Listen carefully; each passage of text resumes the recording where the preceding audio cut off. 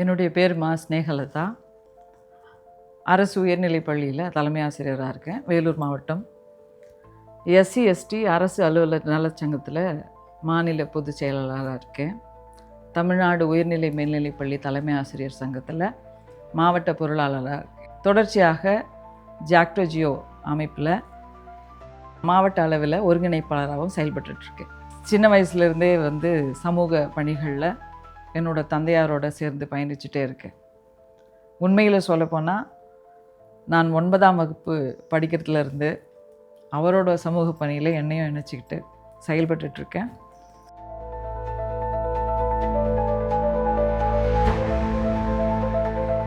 ஆக்சுவலாக பார்த்தா நான் சின்ன வயசில் வளர்ந்தது நெடுங்குணம்னு ஒரு சின்ன கிராமம். 8 வயசு வரைக்கும் நான் அந்த கிராமத்தில் தான் இருந்தேன். அந்த கிராமம் பார்த்திங்கன்னா திருவண்ணாமலை மாவட்டத்தில் இருக்குது. எப்போயாவது ஒரு தரம் ஒரு திருவிழா நடக்கும்னு சொல்லிட்டு அக்கம் பக்கத்து ஆட்கள் கூட சேர்த்து என்னை அனுப்புவாங்க அம்மா. எனக்கு ஆசையாக இருக்கும், எப்போவுமே கடைகளே பார்த்து கூட்டிகிட்டு வந்துடுறீங்க. அவங்க கோயிலுக்கு வெளியவே அந்த கோபுரத்துக்கு அந்த என்ட்ரன்ஸ் வெளியவே கற்பூரம் ஏற்றி கும்பிட்டுட்டு வந்துடுவாங்க. நான் கேட்பேன், உள்ளே போகலாம் வாங்க ஆண்டி கூப்பிடுவேன் அப்படின்னு கூடும்போது, நம்மளாம் உள்ளே போகக்கூடாது பாப்பா, சேர்க்க மாட்டாங்க அப்படின்னு. எனக்கு அப்போ அது சுத்தமாக புரியல. நான் 8th படிக்கும்பொழுது இங்கிலீஷ் ரொம்ப பிடிக்குன்றதுனால இங்கிலீஷ்க்கு தனியாக ஒரு டியூஷன் போயிருந்தேன்.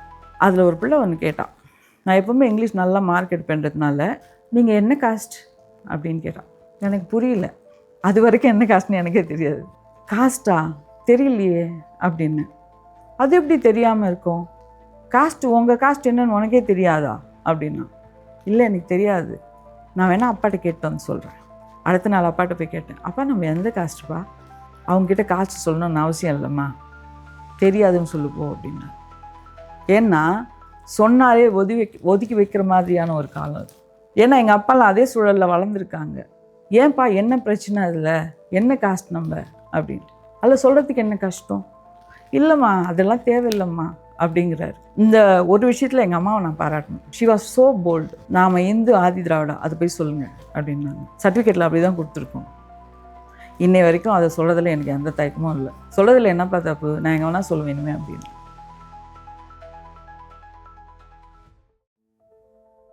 வழக்கமாகவே சமுதாயத்தில் பெண்களுக்கான இடம் என்பது யாரோ கொடுத்து ஒதுக்குற மாதிரியான சூழல் தான் இன்னமும் நிலவிட்டுருக்கு. அடிப்படையில் பார்த்தா குடும்பத்திலேயே இது ஸ்டார்ட் ஆகுது. உண்மையில் சொல்லப்போனால் என்ன படிக்கணும், என்ன வேலைக்கு போகணும், தன்னுடைய இணையை, அதாவது திருமணத்தில் தனக்கான இணையை தேர்ந்தெடுப்பதில் கூட அவர்களுக்கான உரிமை எந்த இடத்துல வழங்கப்படுறது கிடையாது. ஏன்னா இதுதான் ஆணாதிக்கம் அந்த இடத்துல. அதிலும் இதில் பெரிய வித்தியாசம் ஒன்றும் இல்லை. பெண்கள் தலித்துகளாகவே கருதப்படுகிறார்கள் சமுதாயத்தில். அதுதான் பெரிய உண்மையே. இங்கே பெண்களும் தலித்துகளும் ஒன்று தான். அது அவர்களுக்கே தெரியல, தெரியாமே அதில் கட்டுண்டு அதை அதுதான் விதி, அதுதான் வழக்குன்னு அவங்களே ஏற்றுக்கிட்டு இருக்காங்க. ஸோ இந்த அளவில் எனக்குமான நிறைய சவால்களை நான் பார்த்துருக்கேன். 2019 ஜனவரி மாதம் ஜாக்டோஜியோவோட வேலை நிறுத்த போராட்டம் ஆரம்பமாயிடுச்சு. அப்போ அதிக அளவில் அரசு ஊழியர்கள் ஆசிரியர்கள் அதில் ஈடுபட்டு பயங்கரமான போராட்டம், தொடர்ச்சியான போராட்டம், 13 நாள் ஏறக்குறைய போராட்டம் நடக்குது. வாங்க எல்லாரும் கலந்துக்கோங்க போராட்டத்துன்னு சொல்லிட்டு உணவு இடைவேளையில் ஃப்ரீயாக, டீச்சர்ஸ் ஃப்ரீயாக இருக்கிற நேரங்களில் நாங்கள் போய் பேசுவோம். அப்படி பேசும்பொழுது என்ன பண்ணியிருக்காங்க, என் மேலே போலீஸ் கேஸ் ஒன்று பதிவு பண்ணிகிட்ருக்காங்க. இவங்க கலகம் விளைவிக்கிறார் அப்படின்னு சொல்லிட்டு. ஆக்சுவலாக நான் ஸ்ட்ரைக்கில் பார்ட்டிசிபேட் பண்ணிகிட்ருக்கேன். பெண் அடையாளம் இருக்குது, தலித்துன்னு ஒரு அடையாளம் இருக்குது, இது போதும் அவங்களுக்கு என் மேலே ஆக்ஷன் எடுக்கிறதுக்காக. ஸோ வலுக்கட்டாயமாக என் மேலே நான் பெயிலபிள் கேஸ், ப்ரைவேட் கேஸாக 5 செக்ஷனில் கேஸ் பதிகிறாங்க. அதாவது ஒரு ஆசிரியரை பிடிக்கிறதுக்கு தமிழ்நாடு முழுக்க தனிப்படைன்றது நான் இது வரைக்கும் கேள்விப்படவே இல்லை. கைதாகி இருக்கிறது பெரிய விஷயம் கிடையாது. ஆனால் கைதாகும் போது குழந்தைய எங்கே விட்டுட்டு நான் கைதாக முடியும் என்ற ஒரே கேள்விக்காக என்னால் கைதாக முடியல. இதுக்காக முன்ஜாமீன் வாங்குறதுக்காக என்னுடைய வக்கீலை வச்சு சென்னை உயர்நீதிமன்றத்துக்கு போயிட்டு ஆன்டிசிபேட்டரி பெயில் வாங்கிட்டு நான் வேலையில் திரும்பவும் சேருவதற்கு 23 நாட்கள் ஆச்சு. அந்த 23 நாட்கள் எந்த மாதிரியான ஒரு மனநிலை நான் இருந்தேன்னு சொல்லவே முடியாது. அந்த மாதிரியான ஒரு மனநிலையில் அந்த 17B என்னுடைய இடைக்கால அந்த வேலை நீக்கத்தை ரிவோக் பண்ணி வேலையிலையும் ஜாயின் பண்ணி இடைப்பட்ட காலத்தில் வேலூருக்கு மாற்றல் வாங்கிட்டு வந்துட்டேன். ஆனாலும் இந்த வழக்கு பொள்ளாச்சி நீதிமன்றத்தில் போயிட்டே இருக்குது. போலீஸே பதிவு பண்ணி அந்த வழக்குக்கு ஆதாரமாக நிறைய பேர்கிட்ட இருந்து வாக்குமூலங்களை வாங்கி சேகரித்து வச்சுருக்காங்க. இந்த காலத்தில் எனக்கு இந்த மன உளைச்சல்லையே எனக்கு வந்து பிரெயின் ஹேமரேஜ், மூளையில் ரத்த கசிவு, கோமா போயிட்டேன். கோமாலேருந்து வெளியே வந்தால் 3 மாதங்கள் எனக்கு நினைவே இல்லை, எல்லாமே மறந்துடுச்சு. அம்னீஷியா, டெம்பரரி அம்னீஷியா, டோட்டலாக எல்லாமே மறந்துடுச்சு. இந்த சூழல்லையும் என்னுடைய மெடிக்கல் சர்டிஃபிகேட்டை நான் வந்து நீதிமன்றத்தில் தாக்கல் பண்ணுறேன். என்னால் வந்து மூளை வந்து வீங்கி இருக்குது, என்னால் பயணம் பண்ண முடியாதுன்ற ஒரு சர்டிஃபிகேட்டை நான் நீதிமன்றத்தில் கொடுக்குறேன். நீதிமன்றம் எனக்கு வந்து பர்மிஷனே தரல, நீங்கள் வயதாக்கு வந்து தான் ஆகணும்னு கட்டாயப்படுத்தி வர வைக்க. 4 வருடம் நடந்த வழக்கு. அதற்கப்புறம் உயர்நீதிமன்றத்தில், சென்னை உயர்நீதிமன்றத்தில் ஒரு ரிட் மனு தாக்கல் பண்ணி அதை ஸ்குவாஷ் பண்ணுறேன்.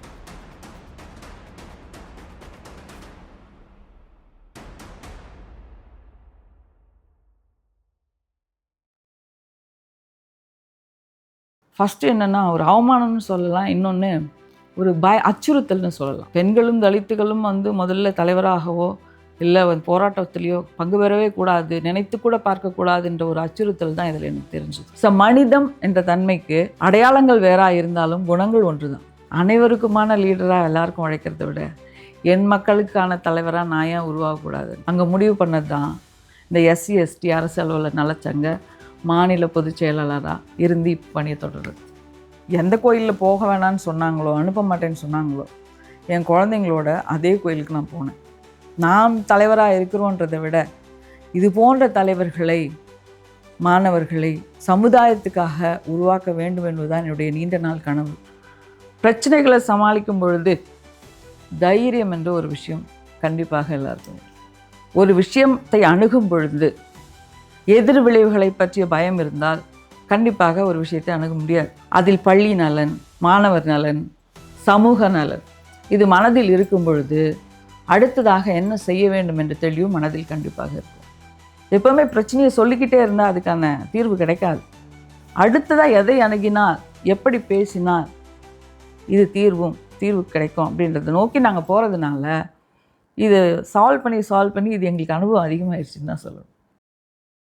சமுதாயம் என்னை எப்படி பார்க்குதுன்றதை பற்றி நான் கவலைப்படலை, நான் எப்படி சமுதாயத்தை பார்க்குறேன்றது தான் இங்கே முக்கியம். எனக்கான தேநீர் குவளை, ஏன் இந்த சொல்லாடல், தேநீருக்கும் எனக்குமான உரையாடல் அந்தரங்கமாய் ஆனதாலா, ஒரு நீண்ட பெருமூச்சை தொடர்ந்த ஆசுவாசப்படுத்தலின் ஆரம்பம் என்பதாலா, முடிந்த காலங்களின் சாரங்களை சிறு குவளைக்குள் கரைக்கும் முயற்சியா, எனக்கே எனக்கான நேரங்களில் என்னோடு இருக்கும் ஒற்றை துணைவன் என்பதாலா, படித்த மனிதர்களையும், நான் படித்த மனிதர்களையும், பார்த்த மனிதர்களையும் பகிர்கின்ற பக்கமாக இருப்பதாலா, சிரிப்பும் கண்ணீரும் சொற்களும் உணர்த்த முடியா உணர்வை உள்ளிறங்கி உலர வைக்கும் உற்ற நண்பன் என்பதாலா, நம்பிக்கையின் கயிறுகள் நைந்து போகும்பொழுது சில்லிட்ட கரங்கள் காணும் சில நேர கற்பச்சூடு என்பதாலா, காரணம் எதுவாகினும் என் காலத்தை முன்னிழுத்தோ அல்லது பின்னிழுத்தோ செல்ல எனக்கு தேவை எனக்கான தேநீர் குவளை.